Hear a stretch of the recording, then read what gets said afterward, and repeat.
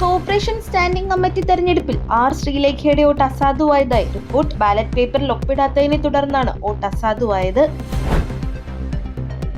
Thiruvananthapuram university കോളേജിലെ SFI unit പിരിച്ചുവിട്ടതായി report. ജില്ലാ committee വിളിച്ചു ചേർത്ത പ്രത്യേക യോഗത്തിലാണ് നടപടിയുണ്ടായത്. സാമ്പത്തിക ക്രമക്കേടും സംഘർഷങ്ങളും തുടർച്ചയായതോടെയാണ് നടപടിയുണ്ടായതെന്നാണ് ലഭിക്കുന്ന വിവരം. ബംഗാൾ ഉൾക്കടലിൽ രൂപപ്പെട്ട ന്യൂനമർദ്ദം അതിതീവ്ര ന്യൂനമർദ്ദമായി മാറാൻ സാധ്യതയെന്ന് കാലാവസ്ഥാ വകുപ്പ്. ഇതിന്റെ ഫലമായി കേരളത്തിൽ 3 ദിവസം മഴ ശക്തമാകും. ജനുവരി 10-ന് പത്തനംതിട്ട, ഇടുക്കി ജില്ലകളിൽ yellow alert.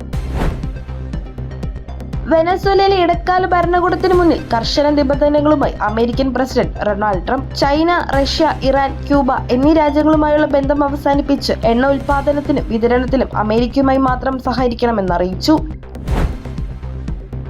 Kerala financial corporation വായ്പാ തട്ടിപ്പിൽ എൻഫോഴ്സ്മെന്റ് ഡയറക്ടറേറ്റിന് മുന്നിൽ ചോദ്യം ചെയ്യലിന് ഹാജരാകാതെ തൃണമൂൽ കോൺഗ്രസ് നേതാവ് PV അൻവർ. നേരത്തെ നോട്ടീസ് നൽകിയപ്പോൾ ആരോഗ്യപരമായ കാരണങ്ങൾ പറഞ്ഞ് സമയം നീട്ടിവാങ്ങുകയായിരുന്നു. ഇന്ന് ഹാജരാകുമെന്ന് നേരത്തെ അറിയിച്ചിരുന്നുവെങ്കിലും അൻവർ എത്തിയില്ല.